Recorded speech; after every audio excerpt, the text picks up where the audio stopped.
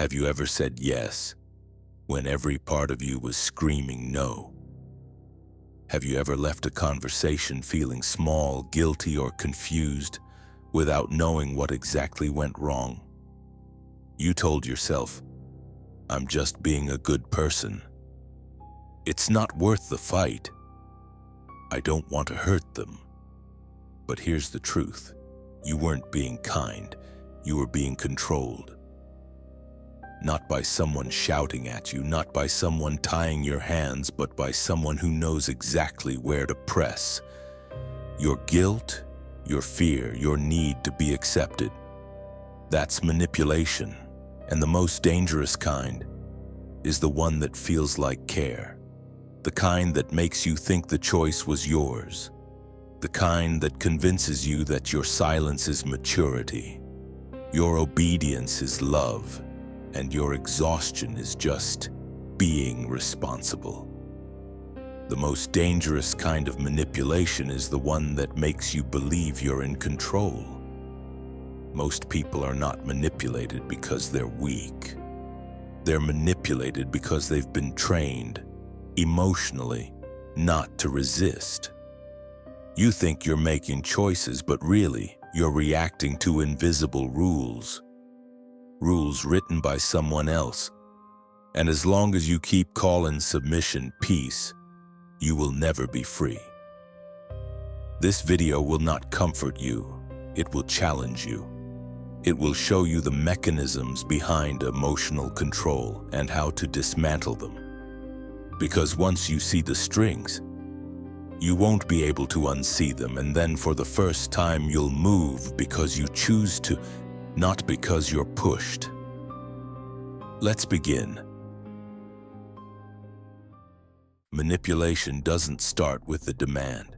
It starts with a feeling, a glance, a pause, a tone. It begins before the first word is spoken. In the way someone makes you feel responsible for their emotions before you even understand what's happening. You think they're just being nice, that they're opening up, being vulnerable. But in truth, they're setting the stage for a performance where you play the role they wrote for you. There are three core tactics manipulators use. First, guilt. They don't say "you owe me," they sigh. They look disappointed. They say, "I guess I can't count on you." And you give in. Not because they forced you, but because they made you feel like a bad person for saying no. Second, fear. They don't threaten you directly, they paint a scenario. "If you do this, I don't know what might happen. You'll regret this one day." They plant seeds of dread. They don't chain you, they make you chain yourself with anxiety and worst-case scenarios. Third, validation. They say exactly what you need to hear. They make you feel special, chosen, seen. And just when you start to rely on that feeling, they withhold it until you perform. This is not kindness. This is control disguised as connection. A skilled manipulator doesn't need to yell, argue, or demand. They just observe. They listen more than they speak. They study your reactions like a map to find the exact buttons that make you comply. Men are more often moved by things seen than by things touched, because all men can see but few can feel. They don't overpower you. They align with your hidden wounds, your need to be liked, your fear of rejection, your discomfort with conflict. And once they understand you better than you understand yourself, you no longer need to be pushed. You'll move on your own. You'll offer more than they asked for. You'll apologize when you did nothing wrong. You'll abandon yourself to keep their approval. And that is how control becomes invisible. Because the most powerful manipulation isn't what they do to you. It's what they train you to do to yourself. You are not manipulated because you're weak. You're manipulated because someone understood you better than you understood yourself. Because inside every person, no matter how rational or independent they seem, there are openings, desires, fears, emotional debts left unpaid. And those who recognize these gaps don't need to force you, they guide you gently, subtly, and with precision. As Machiavelli wrote, men are driven by two things, love and fear. And those who understand this can rule without ever raising their voice. Maybe you're driven by the need for approval from childhood. You learned, be helpful, be agreeable, don't cause trouble. And over time you confused being liked with being safe. Now you say yes before you've even thought. You overextend. You silence yourself to avoid disapproval. A skilled manipulator doesn't ask for more. They simply offer a smile, a compliment, and watch you do the rest. Or maybe your weakness is guilt. You were raised to believe that putting yourself first is selfish, that saying no means hurting people. So when you try to protect your space, it feels wrong. When you assert your limits, you feel cruel. Manipulators don't need to fight you, they just express disappointment.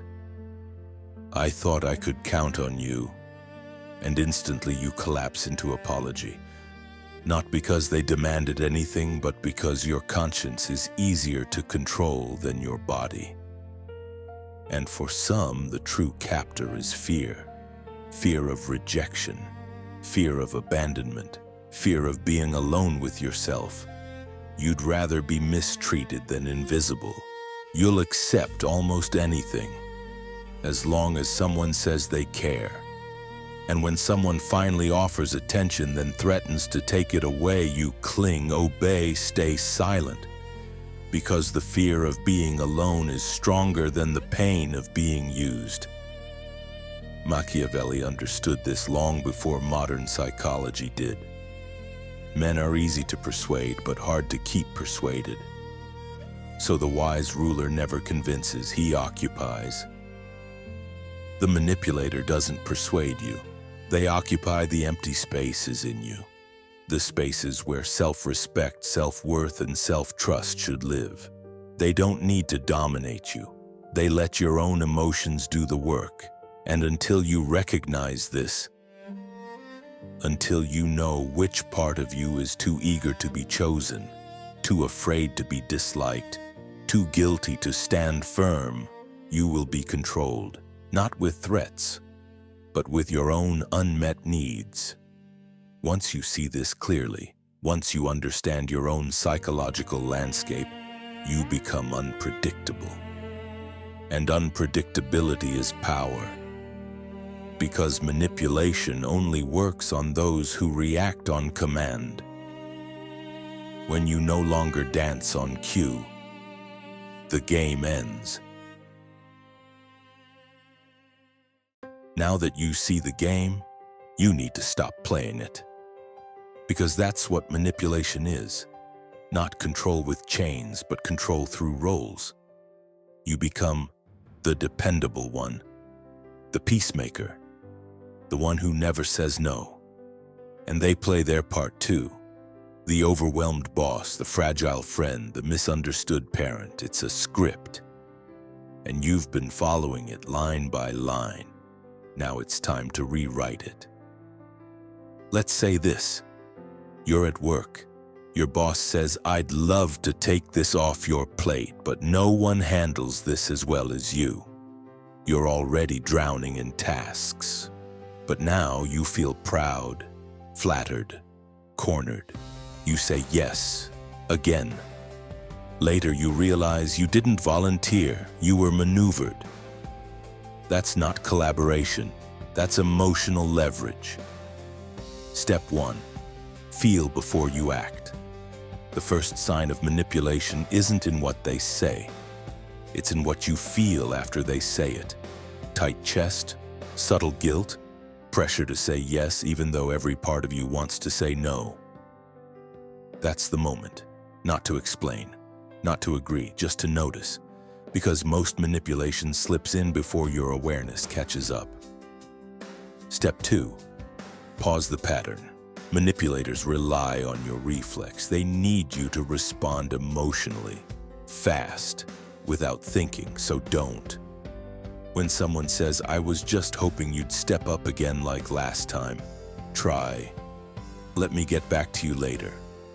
That's it. No speech, no panic, just one sentence that puts time back on your side. Because the moment you pause, the script breaks. Step 3, step outside the emotional fog, detach, zoom out. Ask, why do I feel bad for protecting my own limits? Who benefits when I stay uncomfortable? What happens when I say yes, and who keeps asking? If they only value you when you give and punish you when you don't, that's not a relationship. That's a transaction dressed up as trust, and it's been running on your silence. Step 4, become unreadable. Manipulators succeed because they can predict you. They know if they sigh, you'll soften. If they flatter, you'll comply. If they imply guilt, you'll fix it. So do the one thing they don't expect. Don't react. Say no, calmly once. Then say nothing more. When they push, stay steady. When they guilt, hold your ground. Because unpredictability breaks the game. And when they can't read you, they can't use you. This is emotional immunity. Not about building walls, not about cutting everyone off. Just about not being controlled by emotion you didn't choose. You can still care, still help, still give. But now it's on your terms, not theirs. As Machiavelli would say, the promise made was never the weapon, the fear of breaking it. That's where power lives. Take that power back. Not by fighting people, but by refusing to be cast in their story. In the final part, we'll bring everything together. You'll learn how to move through the world, work, home, relationships, without slipping back into old roles, old patterns, or silent surrender. The game may be ending, but your life, on your terms, is just beginning. Let's finish this. You've woken up, you've seen the game, you've stepped out of the role. But now comes the real test. Can you stay awake in a world that keeps handing you scripts? Because after you break free, they don't stop trying to pull you back. People will say, "You've changed. You're not as nice as you used to be. What happened to the old you?" And here's the truth. They don't miss you. They miss the version of you that made them comfortable. So how do you stay free, really free, when the pressure to revert is constant? First, stop arguing with the old story. You don't need to explain your boundaries. You don't need to defend your no. You don't need to prove you're still kind. Because anyone who demands proof of your goodness, one was never looking for the truth. They were looking for control. Let them think what they want. Let them call you selfish. Let them misunderstand you. Because peace doesn't come from being understood, it comes from being aligned. Second, don't replace one performance with another. It's easy to swing from people pleaser to overcorrected rebel, from saying yes to everything to pushing everyone away. But both are reactions, both are extremes. Real freedom isn't being cold, it's being conscious. You're not here to rebel against everything, you're here to respond on your terms, calmly, clearly, and with choice. Third, make peace with loss. Yes, some people will leave. Yes, you will disappoint them. And yes, you might feel lonely sometimes, but that space, that quiet, that's not emptiness, that's you finally breathing.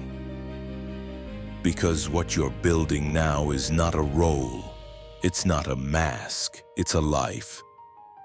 Fourth, create new relationships from the truth. The old you attracted people who loved your compliance. The new you will attract people who respect your clarity, but only if you show up as the real you first.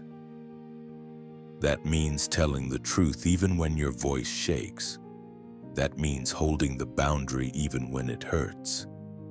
That means not shrinking to keep the connection alive, because a connection that only works when you're smaller is not a connection. It's a cage. Freedom is not something you feel all the time. Sometimes it feels like doubt, like silence, like standing alone.